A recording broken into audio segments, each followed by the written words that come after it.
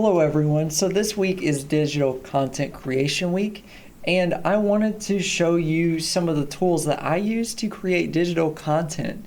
So today I'm going to show you how to create an image overlay like the one that you see surrounding my webcam on my videos. And I'm going to do that using a free tool called GIMP, which stands for GNU Image Manipulation Program.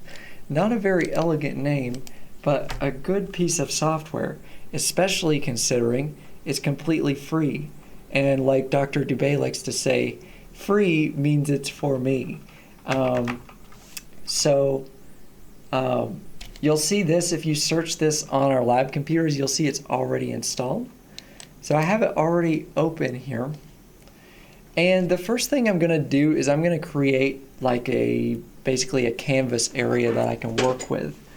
And now before I do that, I need to consider the aspect ratio, that is the width to height ratio of my webcam.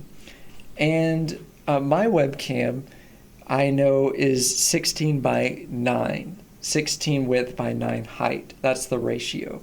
Other webcams, it's common to see the 4 by 3, and you could even have the inverse of 16 by 9 if it's like a phone and it's not landscape, portrait. That would be 9 by 16, right? And then there's also, you could have a square aspect ratio, 1 by 1. So knowing that, I'm going to go to File, New, and I already did this, but I just multiplied 16 by 50 because I was thinking the size that I want this is never really going to be bigger than 800 pixels. It's going to pretty much always be smaller. So I set that to 800 by 450.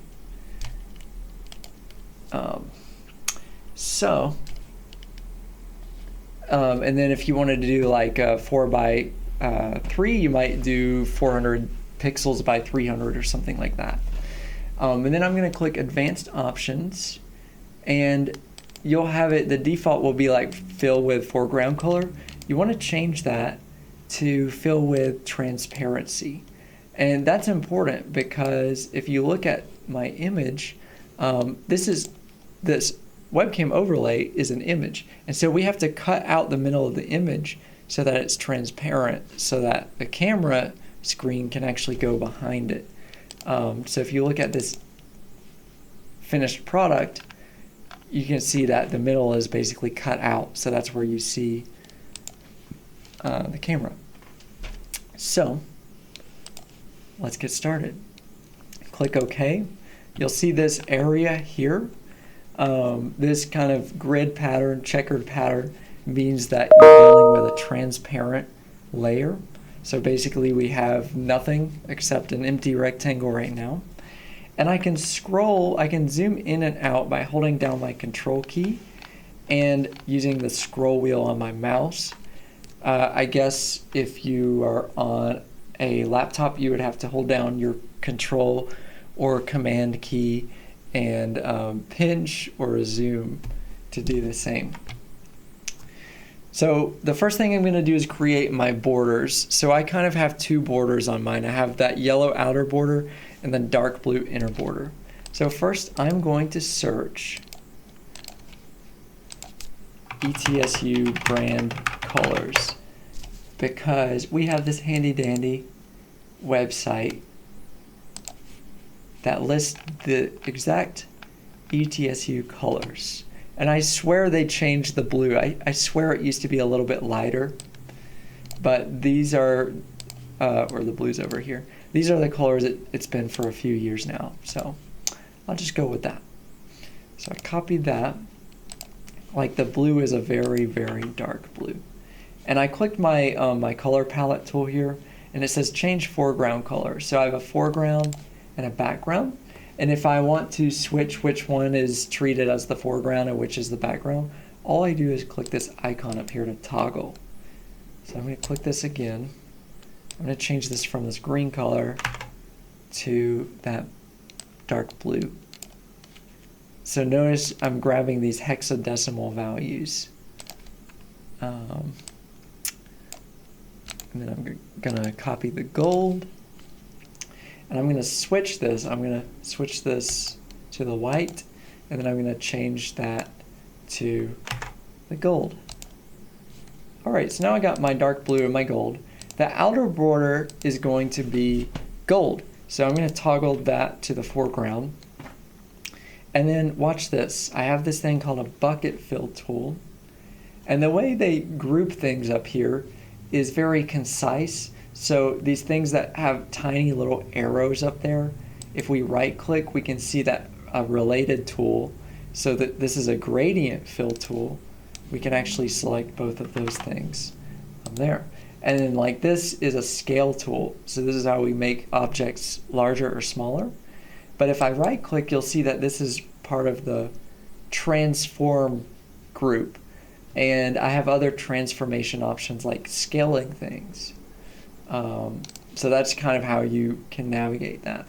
So I'm going to change this back to bucket, and I'm just going to click and it fills it with my foreground color because that's what's selected up there. If I wanted to fill it with that background, I could do this. But now with that foreground filled in, actually I'm gonna not do that. Control Z, and I'll show you why. So I'm gonna use what's called this rectangle select tool here. But there are several options I'm gonna use. I set this to expand from center. I turned on rounded corners because I wanted some radius. I don't want it to be really angular.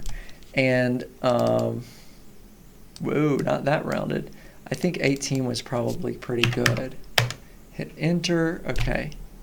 And I'm gonna choose, so I have expand from center, and I'm gonna set an aspect ratio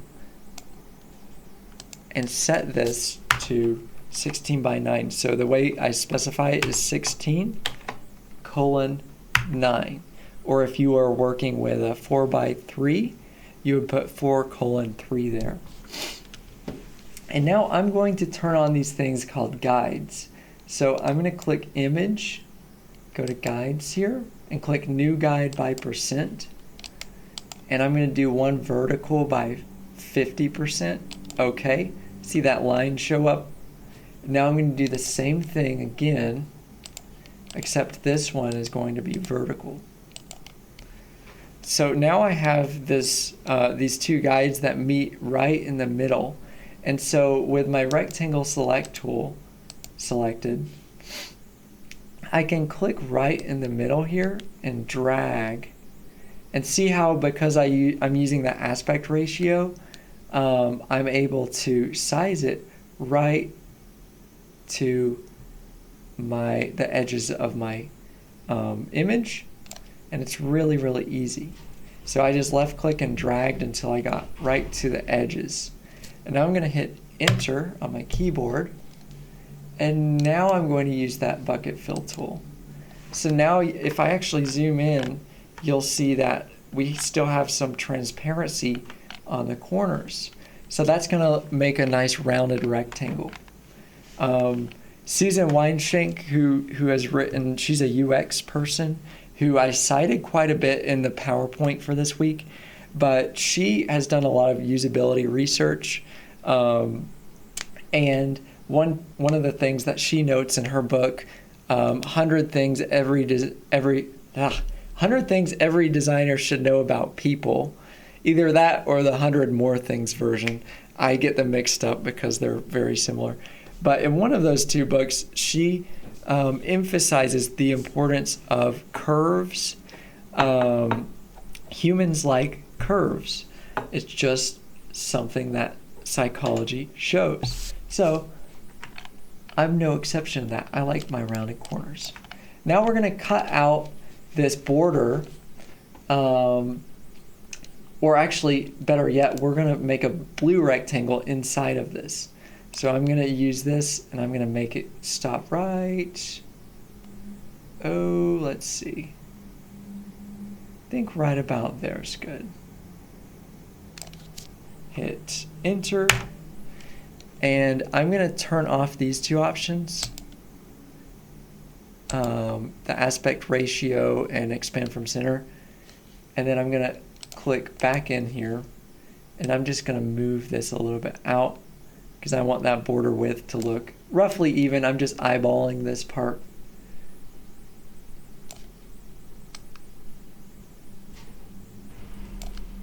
That looks pretty darn good right there.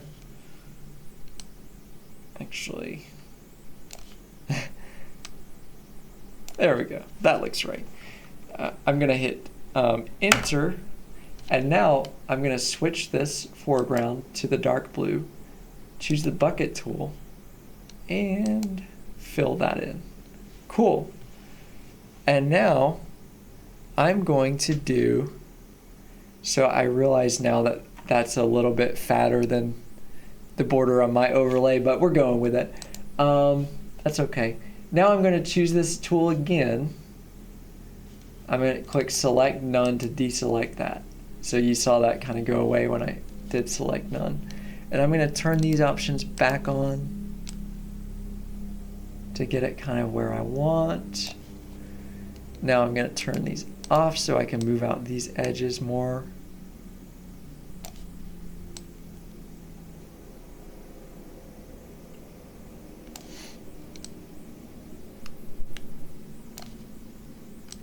A little bit more over here. Okay, that looks good. Hit enter, hit delete, and now we have it cut out.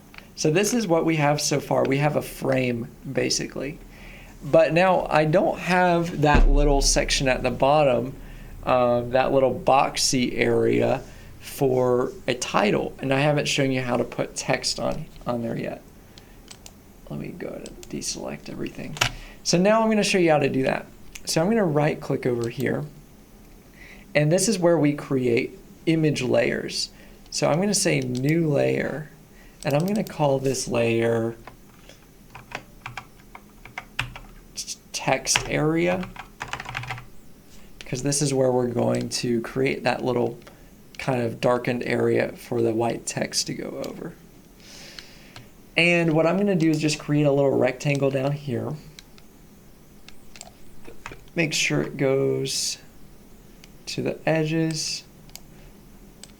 Good. I'm just trying to make sure it's covering both edges there. And I want to actually take off this radius. I want it to be sharp. And you'll see why. Hit enter. Uh-oh. Hit enter there, and then I'm going to change this to, to the gradient tool. And now if we look at our tool options, there are several things we can do. So you can make the gradient transition smoothly from the background to the foreground. Right, that's actually foreground to background. You can make it like a hardened transition, as they call it, or do these weird different gradients. The one I'm going to do is foreground to transparent. Okay, so that's selected. And then what I'm going to do is I'm going to left click over right in the middle on the edge here. And I'm going to kind of drag, keep dragging over. And I'm creating a darkened area for my text to go to. So if I zoom out, you'll see I keep on dragging far over here. And actually, judging by my screen, let me Control Z that, choose this. I'm going to make this a little bit taller. I think that's about good right there.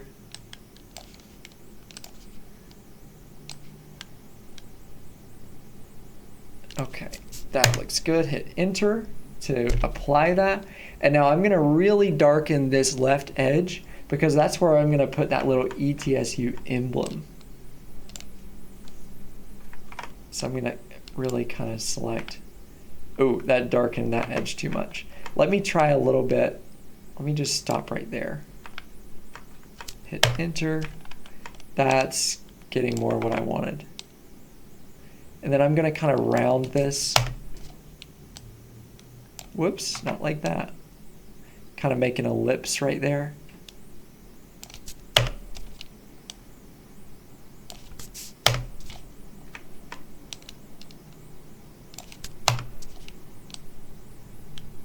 Whoa.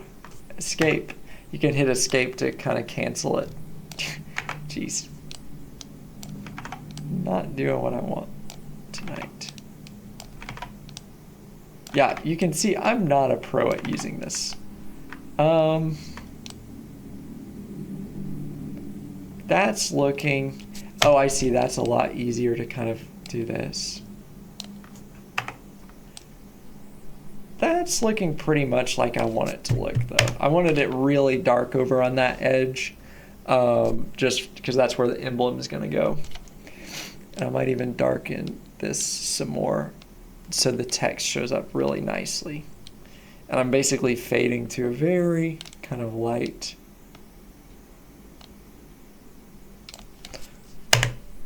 All right, there we go. I'm gonna say select none. And then our emblem is gonna go right in here. So I'm not gonna make that, I'm not gonna recreate that ETSU icon because there's no reason to. I'm going to do a Google search. I'm gonna search ETSU icons. Images, look at that. We have it right here. Let's open this in a new tab. And it looks like I'm gonna have to cut these white edges out, but that's okay. I'm gonna say copy image. And now what I'm gonna do is I'm gonna open a new kind of canvas area.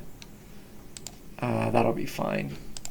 Make it transparent, just so it's easier to kind of work on this and not edit anything I don't want to.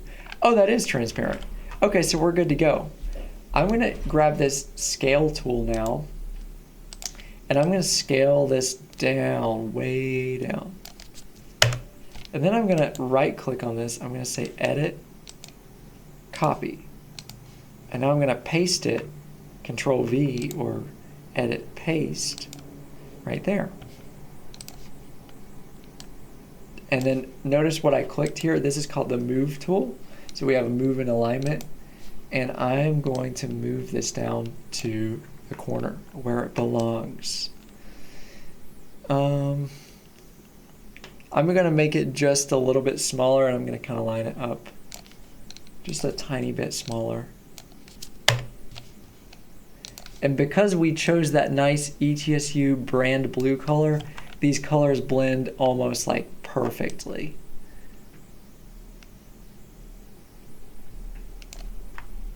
Okay, so that's looking pretty good. We are almost done. And now this is considered a floating selection. I'm gonna right click on it and I'm gonna say to new layer. So now it's a proper layer. Now I can do this if I double click on this, I can name it ETSU emblem.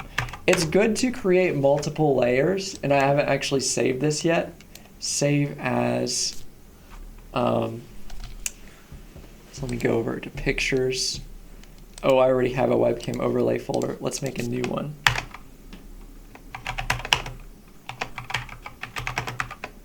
Webcam overlay. Can't spell.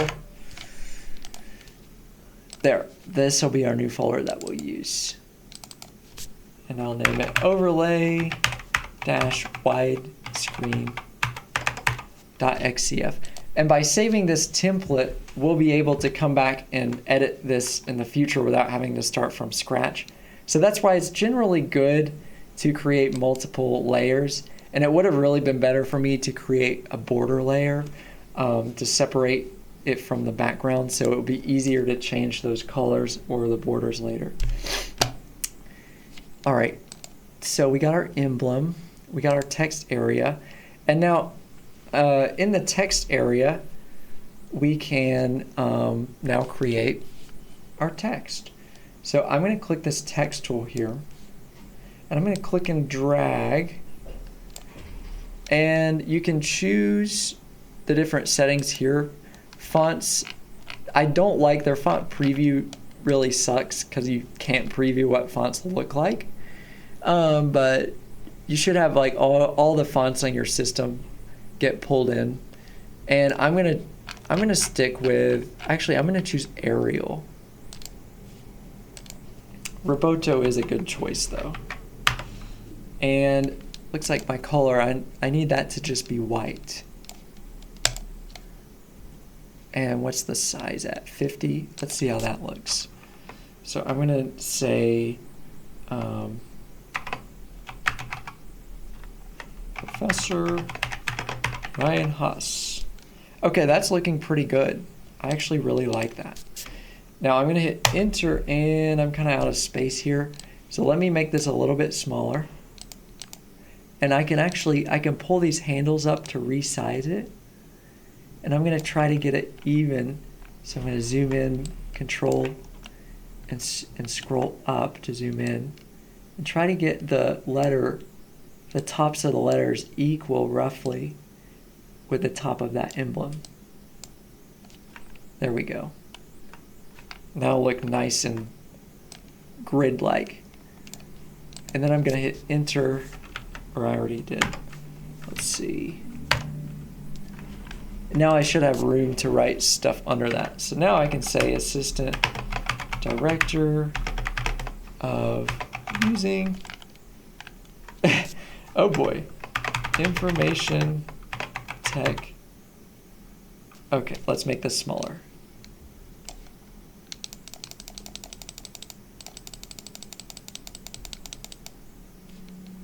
There we go, that's better. Technology. I can make that a little bit bigger.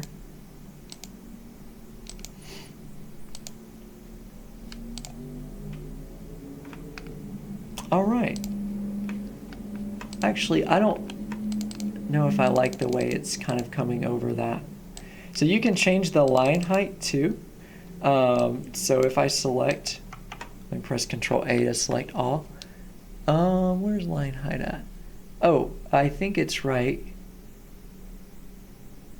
here. So I can, oh, that's the width of it. That's how squished. Let me see.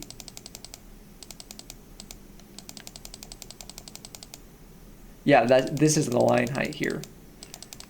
So I'm gonna try to move that a little bit closer. Yeah, I'm gonna shrink this down a little bit.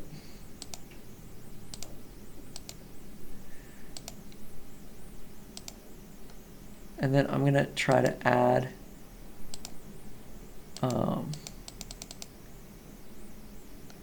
space this out. Ooh, maybe not. Okay, there we go. I like that. That's pretty good. All right, so there's our finished product. Now I'm gonna say File, Export As, and you're gonna have a problem. Watch what happens if I export this as a JPEG.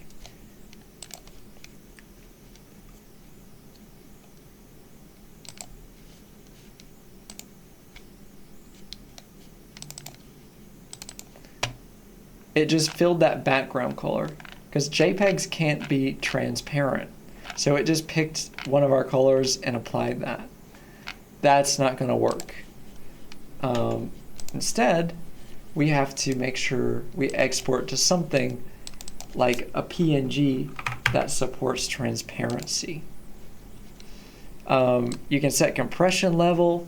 That'll make the image smaller. So if you're trying to make something small for the web, you might have to use a lot of compression. And now check this out. Now we have a transparent background. So let me delete that. So check this out. If let me open a new, delete this guy. Control O. Actually, no. Just do this.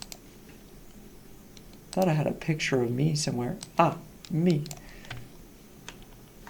So there's a really flattering picture of me. And now check this out. What I've done, scale this. What I've done is created this border that can go around my widescreen camera. I look so awful here, but you get the idea of what I'm going for here.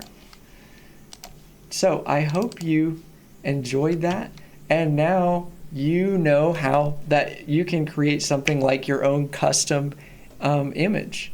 And let's say you want to make one for your friend. Well, because we saved this as a template, all you have to do is open it up. Waiting on it.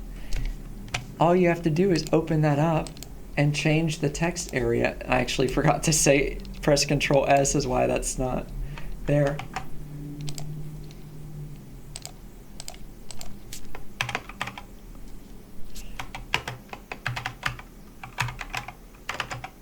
Your friend's name. You want to change the colors of the borders? We can do that too. We use this cool thing called Fuzzy Select tool. Select that yellow and watch this. Say I want to make it green, or this greenish tealish color. I don't know what to call this color. It's like one of my favorite colors ever. You'll see it on my personal website. And I'm going to change this to bucket fill, and then I'm just going to click on it. I actually really like that blue, tealish, greenish color combination. That's pretty sharp. And you can do that with this part as well. If you wanted to change that, I bet we could make it. Ooh, that's really bright. Let's make that more subtle.